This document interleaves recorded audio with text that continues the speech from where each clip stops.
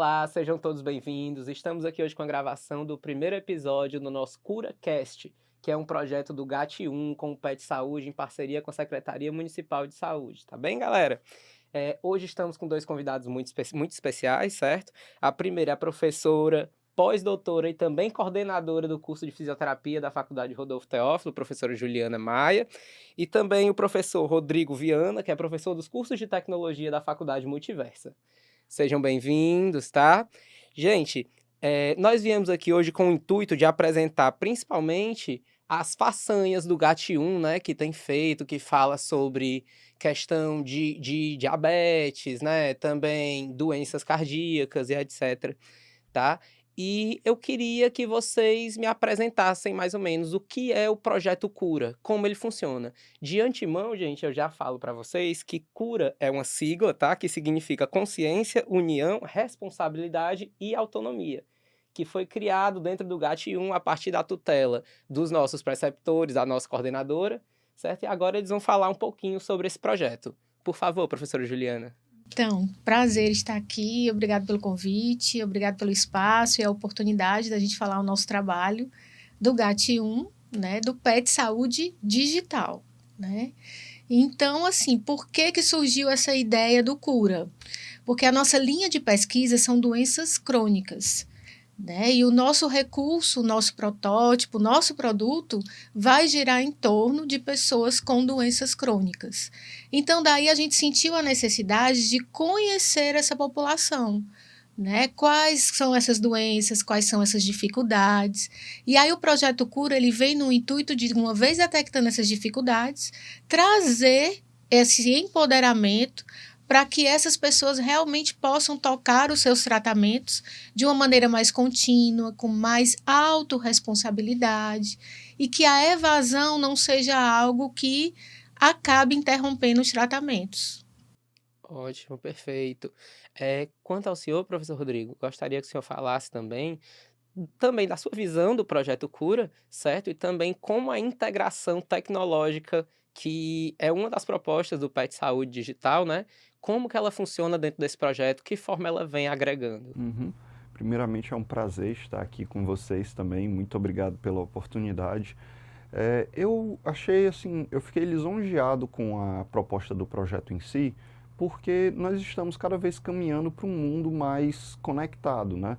É muito difícil você ter hoje uma pessoa que não tem acesso a um celular ou alguma coisa digital, como um computador, mas normalmente um celular mesmo. Está muito popular, assim, com todos os níveis sociais, inclusive aqui no Brasil.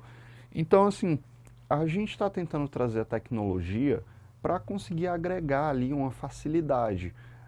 Se todo mundo já tem um computador portátil ali na mão, né, a gente está tentando então colocar em cada um desses computadores algo que possa ajudar as pessoas a conseguirem se conectar mais fácil com o seu cuidado, tanto com seus médicos quanto com os procedimentos que eles têm que seguir, né, de uma maneira que facilite para que eles consigam cuidar de si mesmos. Ótimo, perfeito. Professor Rodrigo, mais uma curiosidade. Porque quanto à tecnologia, muitas vezes a gente tem uma baixa adesão porque as pessoas não compreendem, né, o funcionamento e etc. No desenvolvimento do Projeto Cura, isso tem sido um ponto de discussão e como é que esse ponto ele está sendo debatido? Sim, na verdade tem sido um dos principais pontos, certo? Uma das diretrizes que a gente acionou ali no Projeto Cura foi a gente buscar o letramento digital. Então, o que foi pensado? Durante várias reuniões, a gente conversou sobre usar aplicativos de mensagens, a gente conversou sobre tentar integrar num aplicativo que o governo já utilize. No momento, a gente está tentando conseguir ali uma ponte, né, com um pessoal justamente da Secretaria de Saúde que possa nos conectar com a equipe de desenvolvimento do Mais Saúde Fortaleza, para a gente ver se a gente consegue fazer um pequeno módulo para esse aplicativo, porque ele já tem alguma adesão. Mas ainda assim, pensando na adesão, não são todos os pacientes que usam, então a gente também está estudando a possibilidade de utilizar algo que fique usando os aplicativos de mensagem, que já são bem mais comuns entre o pessoal. Ótimo, perfeito. Nossa, gente, realmente um projeto de muita potência, né? Que vem trazendo aí o letramento digital, informatividade, né? Professora Juliana, eu fiquei sabendo que o projeto Cura, ele também trabalha como braço divulgador, né, das principais atividades que possuem já no aparato estatal para divulgar, né, para essas pessoas, e que um desses aparatos é o projeto Cardio. Como o projeto Cardio se encaixa dentro do projeto Cura? Um projeto, uma iniciativa da secretaria, né, e que a unidade que nós estamos assistindo já está atuando bem no projeto. E por que tem tudo a ver com a nossa linha de pesquisa, que são as doenças crônicas, né? Tem muito hipertenso, muito diabetes. Então, essas doenças também são doenças crônicas. Então, esses pacientes, eles têm esse perfil, né, de ter que mudar um estilo de vida para alcançar uma melhor qualidade de vida com aquela doença, né, que tem tratamento, mas não tem cura. Então, por isso que o nosso GAT, o nosso grupo, ele vislumbrou não só um aplicativo, não só a tecnologia, né, mas, de fato, uma promoção da saúde. Então, nós constituímos um grupo, né, de apoio a pessoas com doenças crônicas, principalmente hipertensas e diabetes. E aí, uma vez por semana, a gente vai na unidade básica e vai promover toda essa parte de educação em saúde, hábitos alimentares, hábitos saudáveis. E, através disso, a gente vai entrar na questão do letramento digital e como o nosso recurso vai trazer uma maior autonomia, né, para exatamente eles estarem vendo a questão da alimentação, controle do peso, dos exames, um canal aberto com o profissional que o segue, e começar a introduzir as atividades físicas, né? Alongamentos, a percepção corporal, e com isso a gente vai trazer a proposta da dança, né? Então a gente vai ter a dança como esse vínculo, né, entre tanto o corpo quanto a atividade física, a percepção corporal, o humor e essa nova proposta de um novo hábito de vida. Certo, ótimo. Professora Juliana, mais uma curiosidade, né? Como eu falei no início, a logo do Projeto Cura, né, preza muito pela questão da autonomia. Nós sabemos que muitas dessas pessoas são idosas, né, e muitas vezes possuem as questões dos seus medicamentos, de tomar os seus medicamentos no horário certo, delegado a terceiros, né, cuidadores. E pela sua fala, eu consegui perceber que a autonomia é um dos principais pontos que o Projeto Cura, ele procura trabalhar, tá? Nessas pessoas idosas, de que modo essa autonomia vai estar sendo feita nessas ações? Como essa autonomia deles será trabalhada? Será, tipo, ensinado questão do aplicativo, uma tutoria de como esse aplicativo funciona? Ou será apenas uma questão de, tipo, olha, você tem que prestar atenção no horário do seu medicamento e etc? É uma boa pergunta essa, né? Porque de fato é um desafio. Mudar comportamento, né, é uma coisa muito difícil para todos nós. E no que diz respeito à medicação, estilo de vida, alimentação, e essa população dentro das doenças crônicas, que é a população idosa, é algo um pouco mais desafiador, né? Mas importante, e o nosso projeto contempla bastante essa questão da população idosa e os desafios que eles têm, principalmente com relação à tecnologia. Depois o professor Rodrigo pode falar mais. As questões do tamanho da letra, as cores. Então, o aplicativo ele foi criado, sim, para contemplar essa população idosa dentro da população de doenças crônicas, mas o que a gente busca é o quê? Dentro dessas nossas ações semanais no posto, em que a gente vai levar um novo estilo de vida mais saudável, né, com alimentação e exercício e toda uma nova proposta de equilíbrio, a gente vai estar introduzindo, sim, a questão dos horários dos medicamentos, quais medicamentos podem estar sendo administrados conjunto, quais devem ser pela manhã, outros à tarde, e que o aplicativo vai ajudar nisso, né? Porque ele vai ter alarmes, dispositivos, que vai estar ajudando de uma maneira mais lúdica, né, mais interativa, para que essa pessoa também idosa venha se lembrar e se comprometer com o seu tratamento. Ótimo, perfeito. Realmente, né, gente, é algo muito assim, quando você para pensar, realmente muito surreal, né, quando voltado, que muitas vezes as pessoas, elas não conseguem, meio que tomar suas medicações de forma autônoma, né, ter a sua realmente a sua autonomia. Professor Rodrigo, na fala da professora Juliana, ela falou sobre a questão das ferramentas do aplicativo, né? Alarmes, questão de fonte da letra, que tudo isso foi pensado. Será que o senhor poderia falar mais um pouco sobre os aparatos desse aplicativo? E outra coisa, já existe um aplicativo piloto que está sendo trabalhado junto com os estudantes para o desenvolvimento e o melhoramento dessa ferramenta? Certo? Então, vamos por partes aqui, né? Sim, Vamos com de certeza. trás para frente aqui, Certo. rapidinho. Sim, os alunos que estão aqui no GAT1, eles já idealizaram um protótipo. Então, a gente já até fez uma pequena demonstração para o restante da equipe. A gente tentou ali integrar a equipe de saúde também, para mostrar para eles como estava o funcionamento, pegar um feedback com eles. E até o momento, como é que o protótipo funciona? Ele é um aplicativo de celular separado, né, porque a gente ainda não teve ali permissão ou verificação se a gente vai integrar um módulo no aplicativo que já existe. E ele, você vai cadastrar os seus remédios uma vez, ou você ou o seu agente de saúde, e na hora de tomar essa medicação, deve aparecer uma foto do seu remédio com um alarme dizendo assim, ó, tá aqui. Então, se você, mesmo que você não saiba ler, como infelizmente é o caso de algumas pessoas na terceira idade aqui no Brasil, você ainda assim vai ter ali uma imagem visual para lhe auxiliar, né? De saber, está na hora de eu tomar esse remédio. E ele vai ficar verificando justamente se você tem tomado ou não o remédio no horário certo. Ele vai alarmar com a foto e você só vai ter que informar se você lembrou de tomar ou não. Então, assim, esse é o protótipo. Agora, as outras ferramentas que a gente estava vendo nisso seria melhorar algumas questões de fonte. Muitos aplicativos usam fontes padrões hoje em dia. Existem fontes hoje que já auxiliam pessoas que têm dificuldade na leitura, como por exemplo dislexia. Então, o nosso aplicativo protótipo ele já faz uso dessa fonte. Seria algo a se sugerir se a gente for implementar isso dentro de um aplicativo já existente. Se não for possível, né, a gente ainda assim iria tentar trabalhar utilizando os aplicativos de mensagem que já existem, seja o Telegram, seja o WhatsApp ou algumas outras tecnologias também muito utilizadas pelos brasileiros. No caso do WhatsApp e do Telegram, a gente não tem tanta autonomia para mudar totalmente as fontes, mas a gente ainda assim pode encontrar ali um meio de tentar auxiliar na questão da leitura, aumentar o tamanho da fonte quando enviar a mensagem e esse tipo de coisa.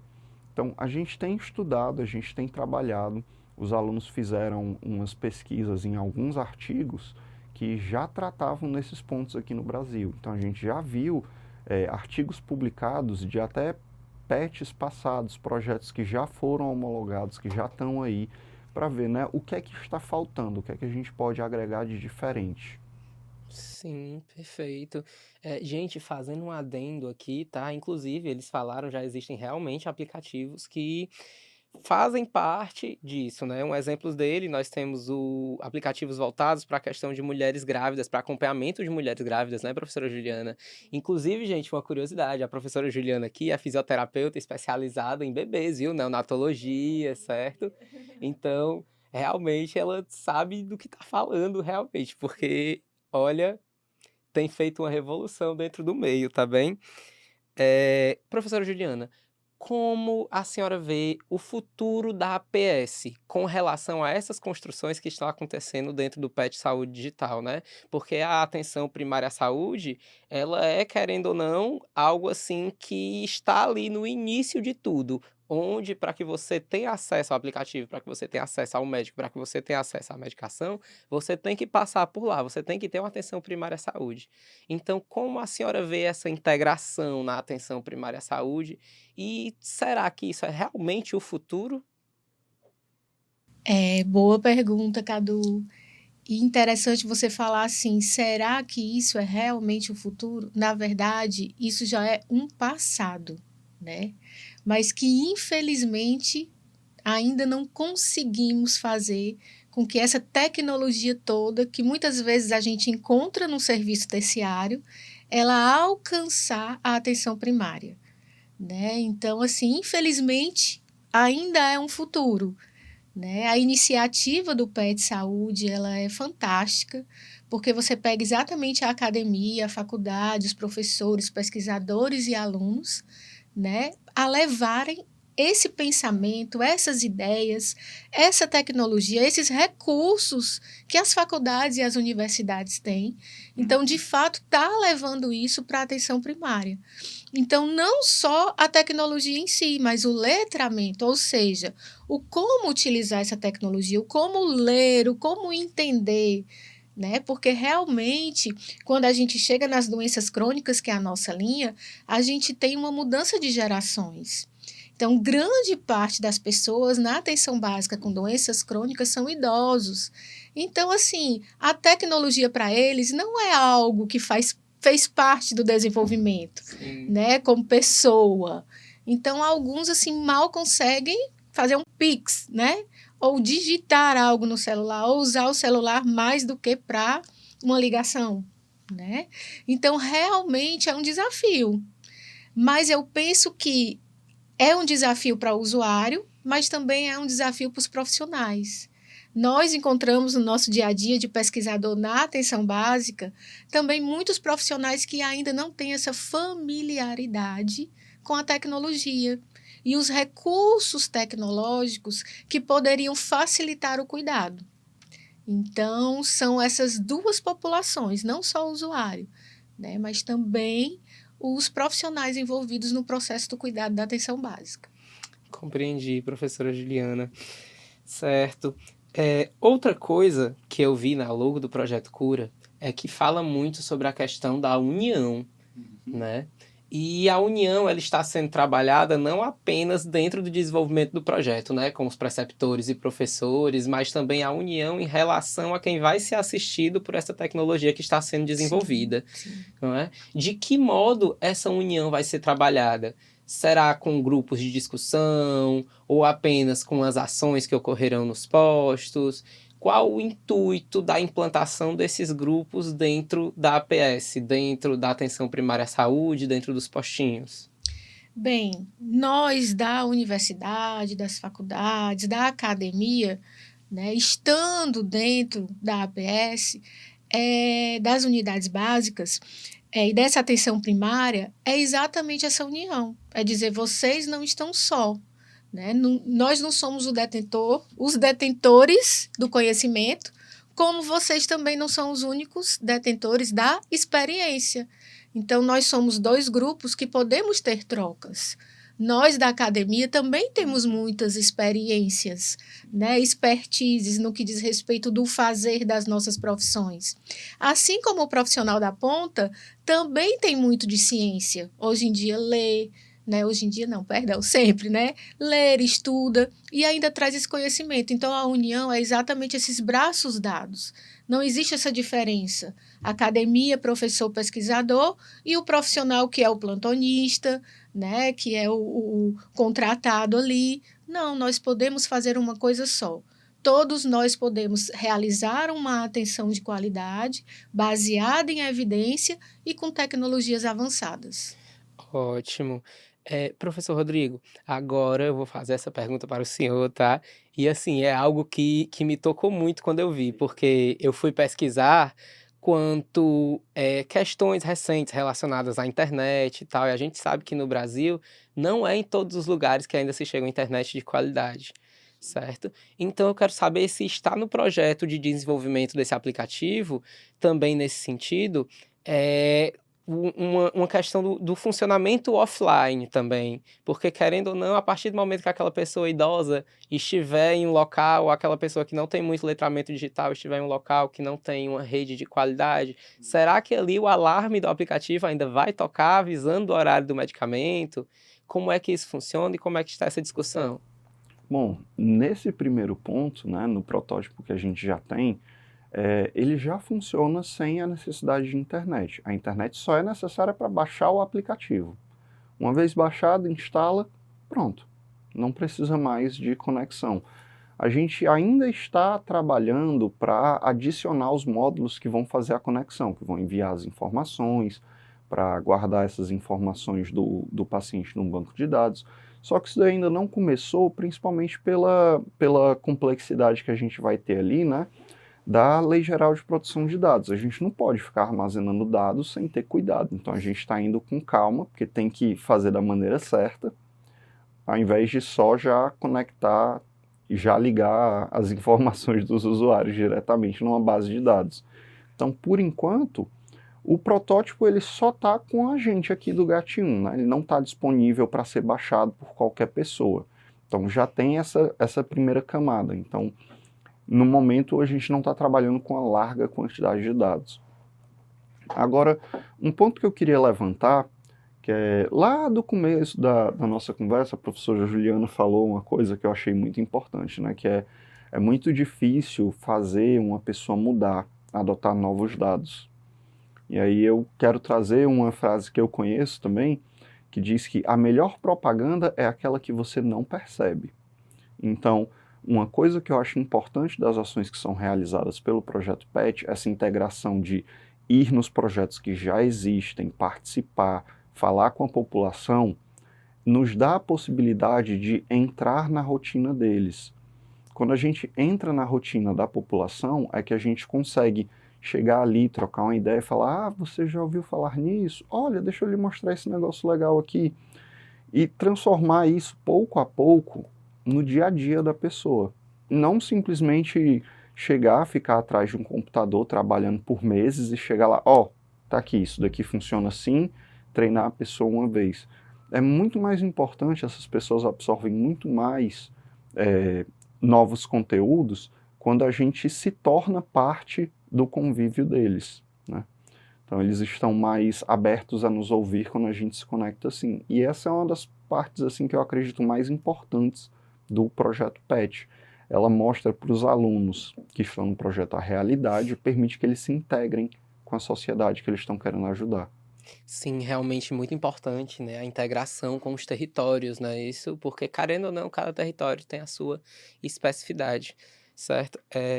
Gente, assim, estamos basicamente caminhando para os finais, tá? Então eu quero fazer uma última pergunta, e essa pergunta são para os dois, e eu gostaria que cada um respondesse de acordo com o seu respectivo nicho, que já atua, ou que já atuou, ou que está atuando, né? Eh, Qual o impacto que vocês esperam que esses produtos que estão sendo desenvolvidos tenha dentro do Sistema Único de Saúde? Posso começar, professor? É exatamente o que o professor Rodrigo acabou de falar, né? Mudança de hábito.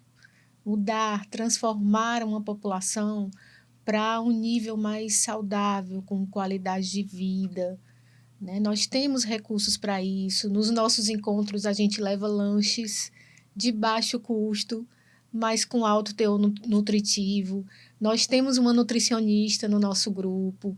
Então, é mostrando que é capaz, né? A atividade física parece uma coisa que só se faz em academia, e a gente começando a mostrar que não é só na academia, né?